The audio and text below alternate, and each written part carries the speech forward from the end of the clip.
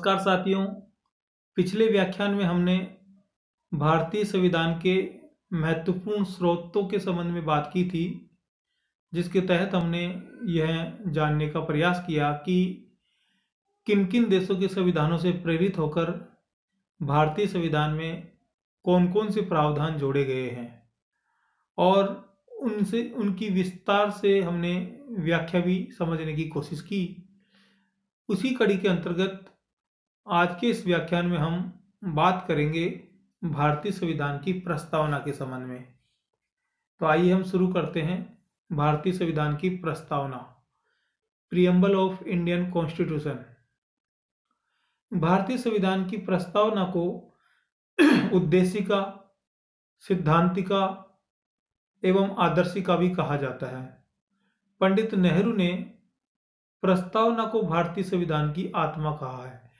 इसका मतलब यह है कि प्रस्तावना बहुत महत्वपूर्ण है, और प्रस्तावना का जो स्रोत है वो भी पंडित नेहरू द्वारा दिया गया उद्देश्य प्रस्ताव है, जो उन्होंने संविधान सभा के समक्ष रखा था 13 दिसंबर 1946 को, और 22 जनवरी 1947 को उन उद्देश्य प्रस्तावों को संविधान सभा द्वारा स्वीकार किया गया था। उन्हीं में से सार रूप में प्रस्तावना निकली है।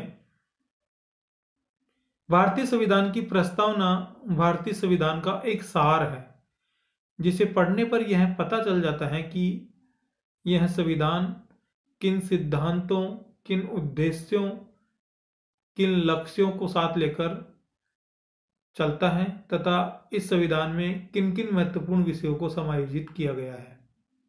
प्रस्तावना के अनुसार संविधान को भारतीय जनता ने अंगीकृत एवं स्वीकार किया है।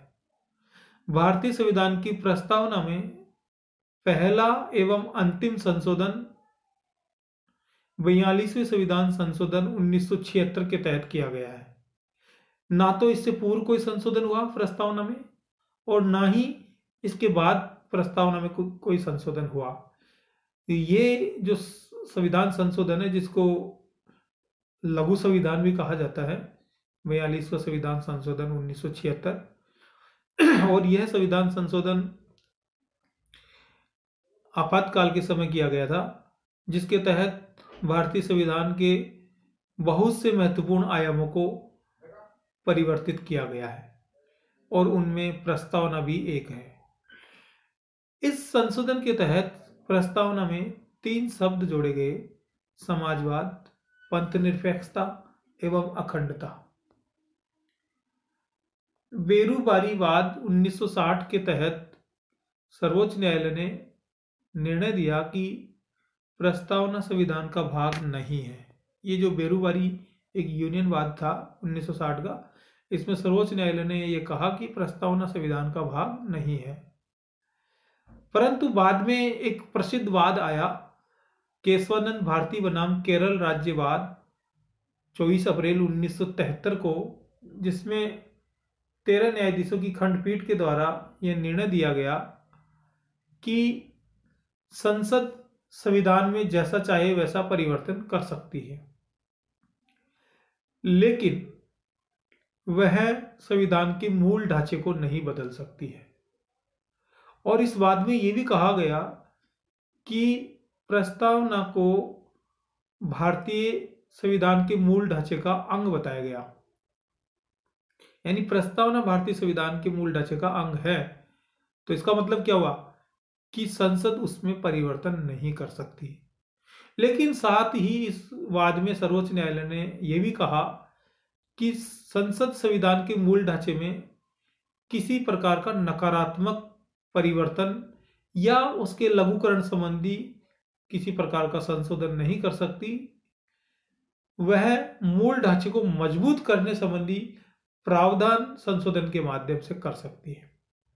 यानी मूल ढांचे को मजबूत करने से संबंधित प्रावधान तो संशोधन के माध्यम से जोड़े जा सकते हैं, लेकिन उसको कम करने संबंधी प्रावधान संसद नहीं कर सकती। और ये जो प्रस्तावना में 3 शब्द जोड़े हैं, समाजवाद, पंथ निरपेक्षता और अखंडता, यह संविधान के मूल ढांचे को कहीं न कहीं किसी न किसी रूप में मजबूत करता है, न कि कमजोर। सर्वोच्च न्यायालय के इसी निर्णय के आधार पर 42वें संविधान संशोधन के माध्यम से संविधान में अभिवृद्धि करने वाले 3 शब्द प्रस्तावना में जोड़े गए। और वह मैंने आपको बताया ही, एक तो समाजवाद, पंथ निरपेक्षता और अखंडता। अब बात आती है कि प्रस्तावना क्या है। ये तो मैंने प्रस्तावना के बारे में मोटा मोटा आप लोगों को बताया, लेकिन प्रस्तावना है क्या? देखिए, प्रस्तावना एक प्रकार की इंडेक्स है। प्रस्तावना एक प्रकार का कवर पेज है, एक प्रकार का संविधान का सार है, जिसको पढ़ने से, जिसको देखने से ये पता लग जाता है कि संविधान में किन महत्वपूर्ण विषयों को, किन महत्वपूर्ण सिद्धांतों को सम्मिलित किया गया है। और प्रस्तावना का यहाँ जिक्र करते हैं, हम भारत के लोग भारत को संपूर्ण प्रभुत्व संपन्न समाजवादी पंथ निरपेक्ष लोकतांत्रिक गणराज्य बनाने के लिए तथा उसके सभी नागरिकों को सामाजिक आर्थिक राजनीतिक न्याय, विचार अभिव्यक्ति विश्वास धर्म और उपासना की स्वतंत्रता, क्षमता व अवसर की प्रतिष्ठा व अवसर की क्षमता प्रदान करने तथा उन सब में व्यक्ति की गरिमा व राष्ट्र की एकता अखंडता सुनिश्चित करने वाली बंधुता बढ़ाने के लिए मिति मार्क्सिस्ट शुक्ल सप्तमी सम्मत 2006 विक्रमी को एतदय द्वारा इस प्रस्तावना या इस संविधान को हम अंगीकृत, अधिनियमित एवं आत्मार्पित करते हैं। ये प्रस्तावना है मोटे मोटे तौर पे। तो इसमें पहला ही वाक्य आया, हम भारत के लोग, we are the people of India. यहाँ सिटीजन शब्द का प्रयोग नहीं किया, यहाँ लोग शब्द का प्रयोग किया गया, यानी पीपुल शब्द का प्रयोग किया गया, क्योंकि अभी संविधान लागू नहीं हुआ, अभी संविधान को अंगीकृत करने का, अधिनियमित करने का प्रोसेस चल रहा है। तो यहाँ लोग शब्द का प्रयोग किया गया और बाद में यही लोग शब्द नागरिक हो जाते हैं जब इस प्रस्तावना को स्वीकार कर लेते हैं, और वो सब लोग वैधानिक रूप से नागरिक हो जाते हैं। तो ये प्रस्तावना में हम भारत के लोग भारत को संपूर्ण प्रभुत्व संपन्न, अब प्रभुत्व संपन्न का मतलब है यानी सोवरेन, संप्रभु राष्ट्र। अब इसका मतलब क्या हुआ? संप्रभुता की परिभाषा क्या है कि राष्ट्र आंतरिक एवं बाह्य रूप से किसी अन्य राष्ट्र एवं शक्ति तथा संगठन के अधीन नहीं होगा। आंतरिक रूप से भी और बाह्य रूप से भी किसी भी राष्ट्र या किसी भी सत्ता या किसी भी संगठन के अधीन नहीं होगा, यानी वह स्वतंत्र होगा। तो यहाँ आजादी के बाद में ये भारत की ये ऐसी स्थिति आई, भारत सोवरेन हुआ, भारत संप्रभु हुआ। इससे पूर्व भारत संप्रभु नहीं था। और इससे जुड़ा हुआ एक प्रश्न बहुत बार परीक्षाओं में पूछा गया कि क्या 1947 से पूर्व भारत राज्य था? देखिए, राज्य शब्द का मतलब यहाँ देश से है। हम जो राजनीति विज्ञान के विद्यार्थी, वो तो खैर इसको अधिकतर जानते होंगे, लेकिन बहुत से लोग इस शब्द को गलत इंटरप्रेट करते हैं कि राज्यों का अर्थ प्रांतों से ले लेते हैं, जबकि प्रांत राज्य नहीं है। प्रांत को आप प्रदेश बोल सकते हो, जैसे पाकिस्तान में सूबा बोलते हैं, स्विट्जरलैंड में कैंटन बोलते हैं, कनाडा में प्रांत बोलते हैं, ऐसे आप बोल सकते हो, लेकिन वे राज्य नहीं है। क्योंकि राज्य, किसी भी भूभाग को राज्य होने के लिए 4 तत्व आवश्यक है। पहला निश्चित भूभाग, दूसरा जनसंख्या, तीसरा सरकार और चौथा संप्रभुता। अब यदि मान लो राजस्थान को राज्य कहें, तो फिर राजस्थान के पास चारों तत्व नहीं है। राजस्थान के पास निश्चित भूभाग भी है, राजस्थान के पास इसकी अपनी जो भी 7-8 करोड़ के करीब जनसंख्या भी है, इसकी अपनी सरकार भी है, लेकिन इसके पास संप्रभुता नहीं है, क्योंकि संप्रभुता भारत में केंद्र सरकार के पास है, इसलिए राजस्थान राज्य नहीं है। तो और इसीलिए भारत भी 1947 से पहले राज्य नहीं था। क्यों? क्योंकि 1947 से पहले भारत संप्रभु नहीं था, और संप्रभुता ब्रिटिश सरकार के पास थी, संप्रभुता इंग्लैंड के पास थी, इसलिए भारत संप्रभु नहीं था और भारत को राज्य नहीं कहा जा सकता 47 से पूर्व। लेकिन आजादी के बाद में भारत राज्य बन गया।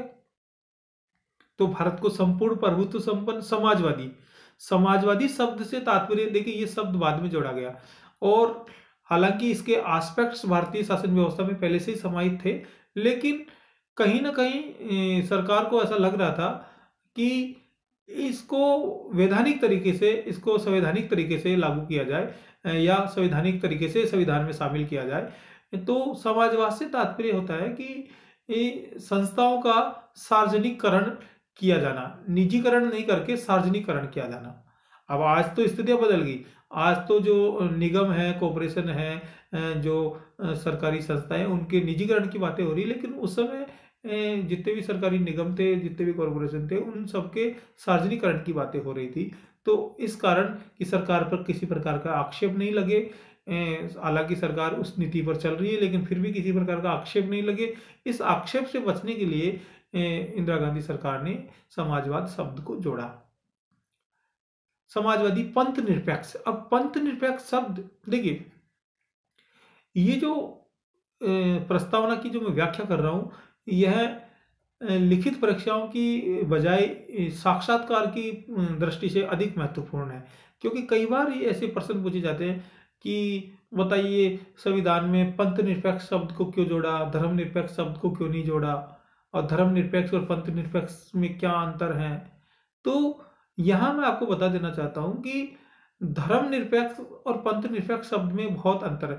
कि पंथ का मतलब होता है मजहब से, धर्म का मतलब मजहब से नहीं है। अपन यहाँ कई बार हिंदू धर्म, मुस्लिम धर्म, ईसाई धर्म, सिख धर्म ऐसी बातें करते हैं, लेकिन धर्म का मतलब यहाँ, धर्म का मतलब होता है नैतिकता और सदाचार से, व्यक्ति के आंतरिक आचरण से। धर्म का मतलब इससे कतई नहीं है कि भाई हिंदू, मुस्लिम, सिख, ईसाई, इससे नहीं है। क्योंकि जब धर्म नहीं थे, जब विश्व में इतने धर्म नहीं थे, तब भी धर्म था। अपन कई बार आपने प्राचीन काल में भी सुना होगा कि तू ईमान पे चल, धर्म से डर, अन्याय मत कर, तो ऐसी बातें सुनी होगी। क्योंकि धर्म तो उस समय था जब ये पंथ नहीं थे, ये मजहब नहीं थे। तो यहाँ धर्म संस्कृत के धृत धातु से बना है, और जिसका मतलब होता है धारण करना। धारण करना यानी उसको स्वीकार करना, उसको अपने आप में समाहित करना, अपने आप को अपने आप में ढालना। लेकिन अब यहां अगर मान लो धर्मनिरपेक्ष शब्द का प्रयोग किया जाता, तो फिर बिल्कुल व्याख्या ही अलग हो जाती। क्यों? एक तरफ तो आप धारण करने की बात कर रहे हो, और फिर एक तरफ धर्म निरपेक्ष यानी धर्म से निरपेक्ष, धर्म से पृथक, धर्म से अलग होने की बात कर रहे हो, तो कंट्रोवर्सी हो जाती। इसलिए धर्म निरपेक्ष शब्द का प्रयोग नहीं करके, धर्म निरपेक्ष शब्द नहीं जोड़कर पंथ निरपेक्ष शब्द जोड़ा गया है। क्योंकि जो केंद्र सरकार है या जो राज्यों की सरकार है, वह धर्म के मतलब पंथ के आधार पर किसी भी प्रकार का किसी भी व्यक्ति के साथ भेदभाव नहीं करेगी। सभी लोग, सभी पंथ के लोग, सभी सरकार के प्रति, सरकार उनके प्रति सम्मान होगी, और सभी सरकारी योजनाएं सबके लिए बराबर रूप से लागू होगी। उनमें किसी भी प्रकार का पंथ के आधार पर भेदभाव नहीं किया जाएगा। तो हम भारत के लोग भारत को संपूर्ण प्रभुत्व संपन्न, समाजवादी, पंथ निरपेक्ष, लोकतांत्रिक। अब लोकतांत्रिक का मतलब देखिए, यहाँ लोकतांत्रिक सरकार स्थापित की गई है, और आज दुनिया के अधिकतर देशों में लोकतांत्रिक सरकारें हैं, चाहे वह प्रत्यक्ष रूप से जनता द्वारा निर्वाचित हो, चाहे अप्रत्यक्ष रूप से जनता द्वारा निर्वाचित हो। और संविधान की प्रस्तावना में ही ये व्यक्त कर दिया गया है कि जो संप्रभुता है वह जनता में निहित है, और जनता हर 5 वर्ष में सरकार को बदलने की क्षमता, शक्ति रखती है। उनको ये प्रोविजन प्रदान किए गए हैं कि चुनाव के माध्यम से यदि कोई सरकार उनके अनुकूल काम नहीं कर रही, तो वह सरकार को बदल सकती है। तो यहाँ जनता संप्रभु है। ये प्रश्न भी बहुत बार परीक्षा में पूछा गया है कि संविधान के अनुसार भारत में संप्रभु है राष्ट्रपति, प्रधानमंत्री या सर्वोच्च न्यायालय का न्यायाधीश, या जनता। तो जनता संप्रभु है। तो लोकतांत्रिक सरकार है यहाँ, और चाहे राज्यों की सरकार देख लीजिए, प्रांतों की सरकार देख लीजिए, चाहे संघ की सरकार देख लीजिए, यहाँ लोकतांत्रिक सरकार है। समाजवादी, पंथ निरपेक्ष, लोकतांत्रिक, गणराज्य। अब गणराज्य शब्द से तात्पर्य है, देखिए ब्रिटेन में राजतंत्रात्मक लोकतंत्र की व्यवस्था है, क्योंकि वहाँ वंशानुगत रूप से राज्य प्रमुख को चुना जाता है, पीढ़ी दर पीढ़ी वहाँ व्यवस्था चली आ रही है। लेकिन भारत में जो राष्ट्रपति होता है वह वंशानुगत आधार पर नहीं होकर जनता द्वारा प्रत्यक्ष या अप्रत्यक्ष रूप से, यानी खैर भारत में तो अप्रत्यक्ष मेथड ही है, तो अप्रत्यक्ष रूप से चुना जाता है। इसका मतलब हुआ कि जनता द्वारा यदि राज्य प्रमुख का चुनाव होता है, तो वह गणतंत्रात्मक व्यवस्था होती है, क्योंकि यहाँ पीढ़ी दर पीढ़ी नहीं शासन व्यवस्था नहीं चली आ रही।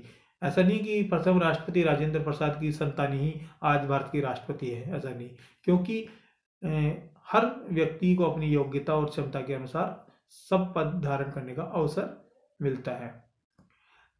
संपूर्ण प्रभुत्व संपन्न समाजवादी पंथनिरपेक्ष लोकतांत्रिक गणराज्य बनाने के लिए तथा उसके सभी नागरिकों को सामाजिक आर्थिक राजनीतिक न्याय, इसकी बातें हम आगे मौलिक अधिकारों में करेंगे, विचार अभिव्यक्ति विश्वास धर्म और उपासना की स्वतंत्रता तथा उन सब में व्यक्ति की गरिमा व राष्ट्र की एकता अखंडता समता और प्रतिष्ठा अवसर की क्षमता प्रदान करने के लिए। अब यहाँ मिति मार्गशीर्ष शुक्ल सप्तमी संवत 2006, ये विक्रम संवत की बात हो रही है, जो ईस्वी संवत से 57 साल आगे चलता है।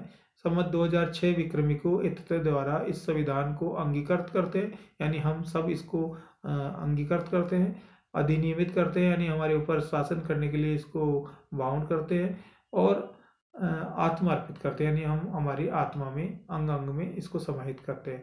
तो ये संविधान की प्रस्तावना के संबंध में मैंने बात की और आगे इसकी चर्चा हम अगले व्याख्यानों में करेंगे। और इसके जो मुख्य प्रावधान है सामाजिक आर्थिक राजनीतिक न्याय, विचार अभिव्यक्ति विश्वास धर्म और उपासना की स्वतंत्रता प्रतिष्ठा और अवसर की समता, ये सब आगे हम मौलिक अधिकारों में इनकी बात करेंगे। आप सभी को बहुत बहुत धन्यवाद एवं